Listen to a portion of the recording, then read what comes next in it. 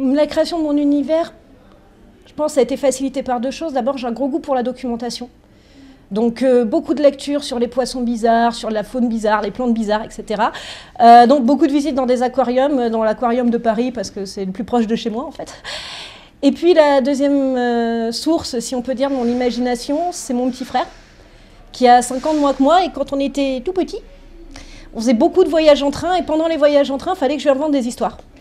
Et quand j'arrêtais, parce que bon, au bout d'un moment, voilà, enfin, je veux dire, j'avais 5 ans de plus que lui, quoi.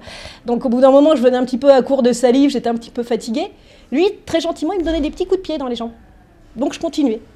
Et puis je continuais, et peu à peu, il y a nos amis qui sont amalgamés aux séances d'histoire, et tout le monde qui me disait raconte, raconte. Donc voilà, je pense que l'imagination, c'est un peu comme un muscle, c'est-à-dire quand on l'entraîne, ça n'a plus qu'une envie, c'est de continuer à se développer, et voilà, donc après, ça se développe un peu tout seul, entre guillemets, quoi.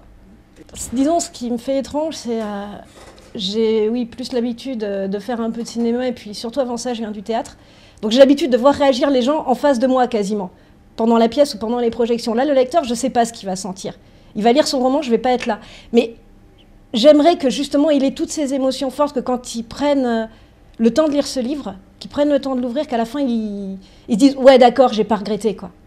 Oui, d'accord, et qui se réapproprient les personnages. C'est quelque chose que j'ai déjà vécu en théâtre, quand on voit les gens qui se réapproprient les personnages qu'on a écrits et qui après viennent nous dire, donc, voilà, du moins ce que j'espère, qui viendraient me dire « Ah ben Marie, en effet, donc, elle est comme ci, comme ça, et justement, ça m'a fait penser à ci, à ça, et je la verrais bien faire ci, je l'ai imaginé faire ça », qui se les réapproprient, qui l'amènent à des endroits où même moi, je ne l'ai pas amené forcément, qu'elles vivent pour eux, qu'elles vivent indépendamment de moi. Ça me ferait super plaisir. Voilà.